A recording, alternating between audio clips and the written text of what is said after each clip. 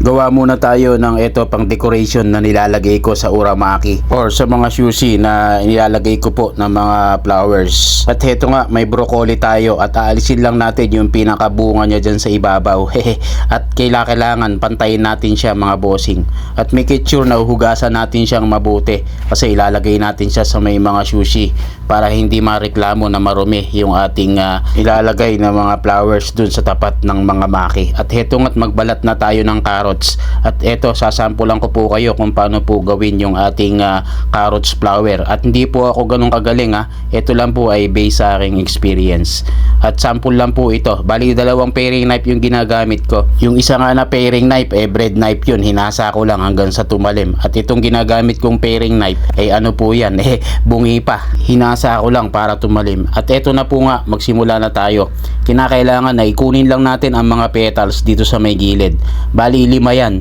5 na ukit sa gilid. And then after nyan, ipupus natin ng hinlalaki na paikot at pataas ang kawit para makuha natin yung pinaka bilog niya sa gitna. At after nyan mga bossing, ay linisin lang natin yung gilid niya para makuha natin yung pinaka bilog niya ulit. After nun ay kakat ulit natin ng 5 dun naman sa may pagitan ng mga petals. Ayun ano ba yung petals sa Tagalog? Basta yun na yun. Ukitin ulit natin ng 5 mga bossing. At kukunin lang ulit natin dun sa may pinakagilid niya sa pagitan ng duktungan ng mga petals niya. Ayun English na naman yung petals. At paikot ulit mga bossing. Kukunin lang natin, kakawitin natin pataas hanggang makuha natin yung pinakabilog niya ulit.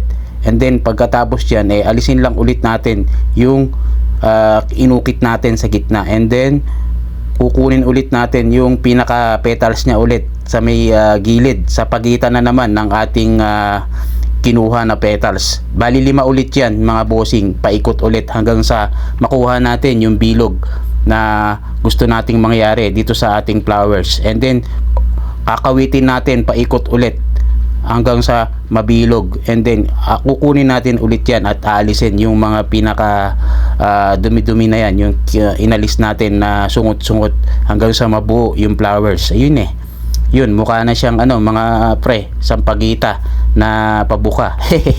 Ayan, simple flowers lang po ito. Hindi naman po ako ganun kagaling At aalisin lang po natin itong yung niya sa ilalim, yung pinakasungot-sungot niya. Bibilugin lang natin para magmukha siyang bulaklak. Ayun, that's it na po yun. Simple flowers. That's it. At gagawin po natin yan sa isa pang paring knife. Bale, itong gagamitin naman natin na paring knife, ito nga yung bread knife na hinasa ko. Ganun pa rin, paulit-ulit lang hanggang sa makuha natin yung pinaka petals niya sa gilid, paikot. At saka kakawitin lang natin pataas para makuha natin yung pinaka bilog niya sa gitna. Basta 5 petals. Pero depende sa inyo kung gaano karaming petals ang gusto nyong gawin at depende sa laki ng flowers na gusto nyo pong ukitin. So ganyan lang po ako maggawa ng simple flowers na ilalagay natin sa ating sushi na pan-decorate mga bossing. At alisin ulit natin yung sa ilalim, yung dumi-dumi niya para bibilugin na natin. Yun lang po mga buster.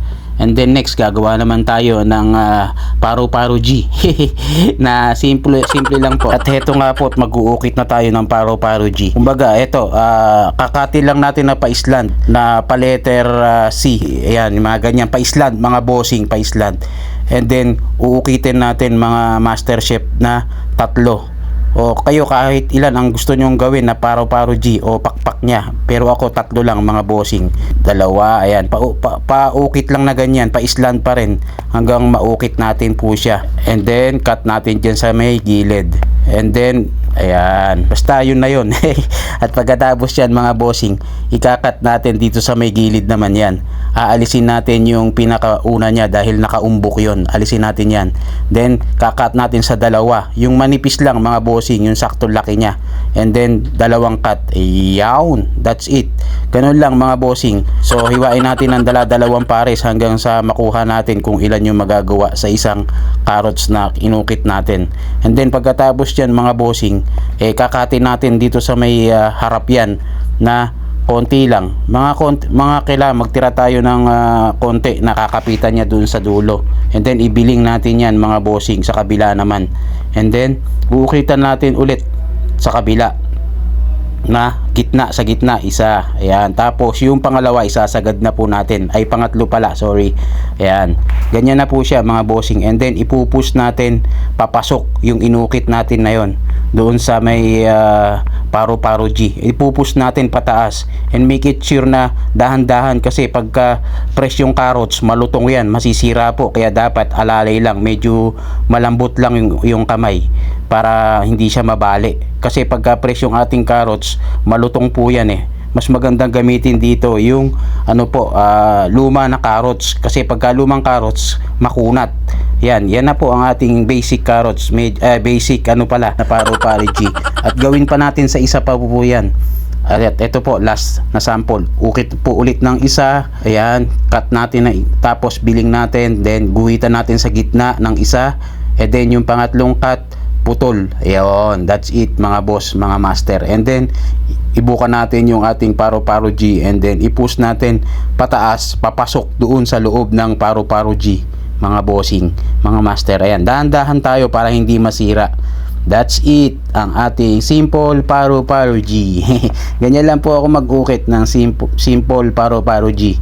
Yan na po yun na yun. And then gagamit tayo ng ano dyan, toothpick, para mailagay natin sa pang decorate natin. Pero mamaya na natin i-decorate yan mga bossing. Gagawa na tayo ng mga iba pang flowers, yung mga nilalagay natin na simple lang po, hindi naman po ganun kahirap.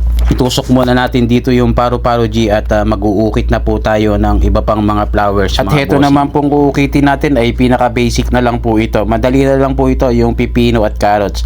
Kukunin lang natin yung petals niya sa gilid, that's it na po yun, kumbaga patulis lang, kaya kayang-kaya nyo na po yan. Ganun lang po, paulit-ulit na patusok hanggang sa makuha natin yung pinaka ano niya, petals niya sa gilid. Ganun lang po, carrots at saka sa pipino. Kaya medyo binilisan ko na po ito, at baka mainip na po kayo at masyadong humaba na po yung ating vlog for today.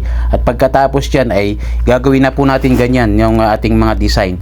Kung ilan po yung tangkay na piningas natin sa broccoli, ganun din po karami yung ilalagay natin na toothpick, para doon natin ilalagay yung pinaka ginawa nating mga flowers.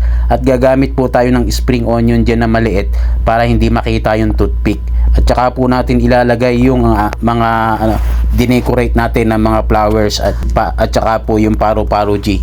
Kung ilan po yung nilagay natin dun sa may tangkay ng broccoli, ganun din po karami yung mga design natin ng mga paro-paro G at saka flowers po. Ganyan lang po ang aking paggawa po, simple decorate sa ating mga sushimaki. Special shoutout pala sa iyo Tyson Lumasco Pastrol, dahil sa iyo nagawan ko tuloy ng vlog itong ating paggawa ng flowers. Kaya eto na po ang aking mga simple decorate sa sushimaki. Yun lang, salamat, love you all, mama, chup chup. Alright.